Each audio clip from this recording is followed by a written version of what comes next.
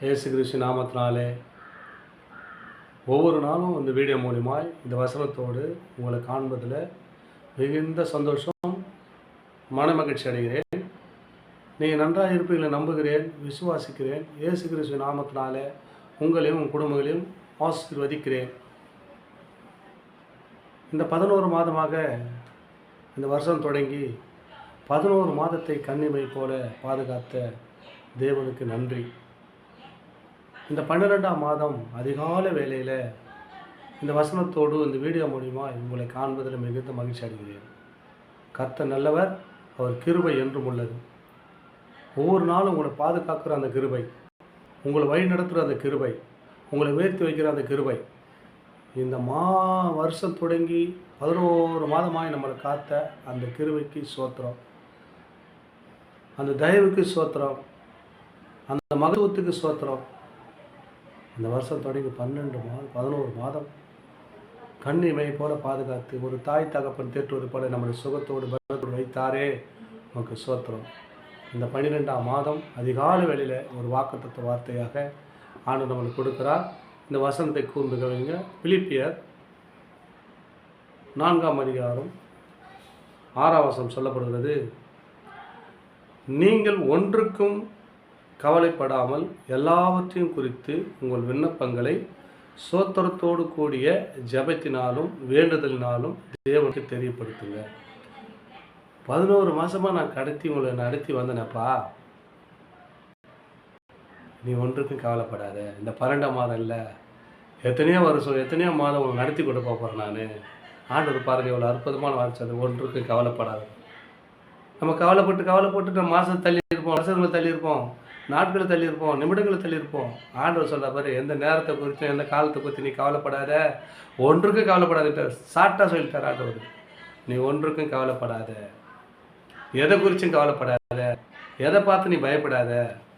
பாருங்கள் எவ்வளோ அருமையான வாக்குத்தத்தம் பற்றியா நமக்கு. இந்த 12ஆம் மாதம், இந்த 2025ஆம் வருஷம் தொடங்கி 11 மாதமாக கண்ணிமை போல பாதுகாத்த தேவன் இந்த கால வேளையில் 12ஆம் மாதம் அதிகாலை வேளையில் நம்ம கொடுக்குற வார்த்தை, நீ ஒன்றுக்கும் கவலைப்படாமல் எல்லாவற்றையும் குறித்து. எத்தனையோ பிரச்சனை வாழ்க்கையில் வந்துருச்சாப்பா, எல்லாவற்றையும் குறித்து இவ்வளோ விண்ணப்பத்தில் இன்னும் கொண்டு வந்தப்பா. ஜுரம் வந்தது, தலைவலி வந்தது, என் வேலை ஸ்தலத்தில் வேலையில் பிரச்சனை வந்தது, எல்லாம் வந்தது. எல்லாரும் ஒன்றுக்கும் கவலைப்படாமல் என்னை நடத்தி வந்தீங்கப்பா. எல்லாவற்றையும் குறித்து உங்கள் விண்ணப்பங்களை சோத்திரத்தோடு கூடிய ஜெபத்தினாலும் வேண்டுதலாலும் தேவனுக்கு தெரியப்படுத்துங்க. இந்த வருஷம் நடத்தி வந்து நம்ம என்ன பண்ணோம்? சோத்திரம். ஆண்டவர் 12ஆம் மாதத்தில் கால் வைக்க உதவி செய்து, இல்லைனா பூமி விட்டு கடந்து போயிருப்போம்பா. என்னை நெருக்கியது, கடந்துள்ள நெருக்கியது, என்னை பிரச்சனைகள், போராட்டம், வியாதி என்னை நெருக்கிறது, என் உற்றார் உறவினர்களை தள்ளினார்கள், எல்லா காரியத்திலும் என்னை நீக்கி கொண்டு வந்தேப்பா. அந்த விண்ணப்பத்தை யாரெல்லாம் இந்த கடைசி மாதத்தில் தெரிவிக்கிறீங்க? நம்ம நடத்தி வந்த தேவனை, அற்புதமாய் நம்மளை அழைத்து வந்த கர்த்தரை நம்ம துதிக்க வேண்டும், நம்ம ஆராதிக்க வேண்டும், அவருக்கு நன்றி செலுத்த வேண்டும் என்று தான் இந்த வாக்குத்தத்த வசனத்தை நமக்கு இந்த 12ஆம் மாதம் அதிகாலை வேளையில் கொடுக்குறார். இந்த 11 மாதம் முடிக்க செய்தார். 12ஆம் மாதத்தில் அதிகாலை வேளையில் உங்களை காண செய்தார். நீங்களும் இந்த வீடியோ பார்க்குறீங்க, இந்த வசனத்தை கேட்குறீங்க. உங்களுடைய வாழ்க்கையில் அநேக போராட்டம் இருந்திருக்கும், பிரச்சனை இருந்திருக்கும். பிரச்சனை இல்லாமல் போராட்டமில் யாரும் இருக்க முடியாது, இருக்கும். அதுதான் ஆண்டவர் உங்களுக்கு சொல்கிறார், இந்த 11 மாதமாக இந்த வருஷத்துக்கு கடத்தி வந்தேனப்பா, உன்னை நடத்தி வந்தேன். இனிமேல் ஒன்றுக்கும் நீ கவலைப்படாத. உன் பிள்ளை குறித்து, உன் கணவரை குறித்து, உன் மனைவியை குறித்து, உன் பேர பிள்ளைகளை குறித்து எதை குறித்து நீ கவலைப்படாத.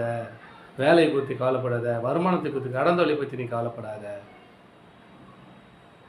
எல்லாவற்றையும் குறித்து விண்ணப்பத்தோடும் வேண்டுதலோடும் தேவனுக்கு தெரியப்படுத்தும். ஆண்டதே என் வாழ்க்கையில் இருக்குது, எனக்கு இது வேணும்பா. ஒரு தகப்பன் இடத்துல ஒரு பிள்ளைகள் எப்படி வைரேகமாக கேட்குறாங்க, எனக்கு இது வாங்கி கொடுக்கணும்பா, இது வாங்கி கொடுத்து ஆகணும் அப்படின்னு சொல்லிட்டு அடம் பிடிச்சு கேட்கும்போது நிச்சயமாக அது கொடுக்குறாங்க இல்லையா தகப்பன் தாய். அதே போல் தகப்பன் இடத்துல நம்ம சோத்திரத்தோடும் விண்ணப்பத்தோடும் அவருக்கு தெரியப்படுத்தணும் நம்ம வாழ்க்கையில் இருக்கிற பிரச்சனை, நம்ம பிள்ளைகளுக்கு இருக்கிற பிரச்சனை. ஆனால் எல்லாம் அவருக்கு தெரியும். ஆனால் இருந்தாலும் நம்ம என்ன பண்ணோம்?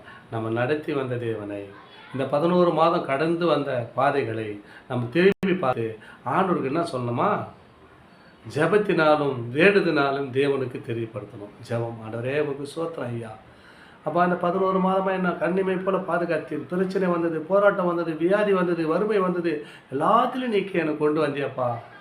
உமக்கு ஸ்தோத்திரம் ஐயா. இந்த 12ஆம் மாதத்தை அதிகாலையில் பார்க்க எனக்கு கிருபை தந்தீரப்பா, நன்றி என்று யாரெல்லாம் சொல்ல போகிறீங்க அவங்களை கர்த்தர் ஆசீர்வதிக்க போகிறார். நீ ஒன்றுக்கும் கவலைப்பட மாட்டேன். ஏன்னா 12ஆம் மாதத்தில் உனக்கு கால் வைக்க செய்துட்டார். இனி ஆசீர்வாதம்.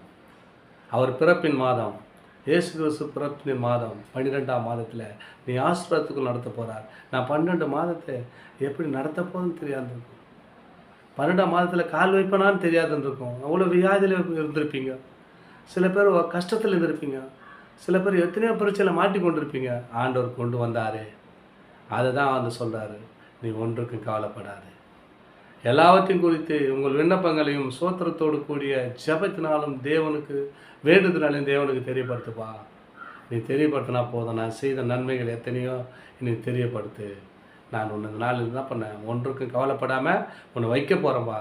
அப்போ வைக்க போகிறேன்னு சொன்னால் நீ சோத்திரத்தோடும் அந்த விண்ணப்பத்தோடும் அதுதான் அந்த தெரியப்படுத்தும் போது எப்போ தெரியப்படுத்தணும்னு சொன்னால் எல்லாவற்றையும் குறித்து, எல்லாவற்றையும் வாழ்க்கையில் நடந்த எல்லாவற்றையும் குறித்து உங்கள் விண்ணப்பங்களினாலும் சோத்திரத்தோடு கூடிய ஜெபத்தினாலும் வேண்டுதனாலும் தேவனுக்கு தெரியப்படுத்துங்கள். அப்போ தெரியப்படுத்த உடனே அவர் என்ன பண்ணார், நீ ஒன்றுக்கு கவலைப்படாத, என்கிட்ட சொல்லிட்டேன் இல்லையா, நான் எல்லாத்தையும் பார்த்துக்கிறேன். 11 மாதம் நடத்தி வந்தேன் இல்லையா, இந்த 12ஆம் மாதத்தில் எல்லாத்தையும் நான் பார்த்து உன் ஆசீர்வாதத்தை நடத்த போகிறேன். நீ ஒன்றுக்கு கவலைப்படாத. எப்போதுனா நீங்கள் விண்ணப்பத்தை வைக்கும்போது, ஆண்டவருக்கு தெரியப்படுத்தும் போது நிச்சயமாக அவர் ஒன்றுக்கும் கவலைப்படாத உங்களை உயர்த்தி ஆசீர்வதிக்க இந்த வருஷத்தை முடிவில் ஆண்டவர் இந்த வாக்குத்தத்தமான வார்த்தையை கொடுக்குறார். நீ ஒன்றுக்கும் கவலைப்படாத மகனே, ஒன்றுக்கும் கவலைப்படாத மகளே, எதை குறித்து நீ கவலைப்படாத. ஏன்னு சொன்னால் என்கிட்ட எல்லாத்தையும் நீ தெரிய வச்சுட்டப்பா. எல்லாவற்றையும் குறித்து உங்கள் விண்ணப்பங்களையும் சோத்திரத்தோடு கூடிய ஜெபத்தினாலும் வேண்டுதனாலையும் எனக்கு தெரிய வச்சுட்டியப்பா. நீ ஒன்றுக்கு கவலைப்படாத, நான் பார்த்துக்கிறவங்க பிரச்சனை என்ன ஆண்டவங்களை பார்த்து சொல்லுகிறார். பயப்படாதீங்க. இந்த வாக்குத்தத்த வார்த்தையை குறித்து ஜெபிங்க. ஆண்டவர் உங்களை ஒன்றுக்கும் கலங்காதபடி, ஒன்றுக்கும் பயப்படாதபடிக்கு, உங்களை கவலைப்படாதபடிக்கு உங்களை ஆசீர்வதித்து அவர் வழிநடத்த வல்லவராக இருக்கார். தொடர்ந்து இந்த வீடியோ பாருங்கள். வீடியோ பார்த்தா மட்டும் போகாது, நான் போடுற வீடியோ எல்லா வீடியோ உங்களுக்கு வந்து சேரன்னு சொன்னால் சப்ஸ்கிரைப் பண்ணி பாருங்கள். அது உங்களுக்கு பிரயோஜனமும் தேவனுடைய நாமத்தை மகிமைப்படுத்த ஏதுவாக இருக்கும். ஆமென். God bless you.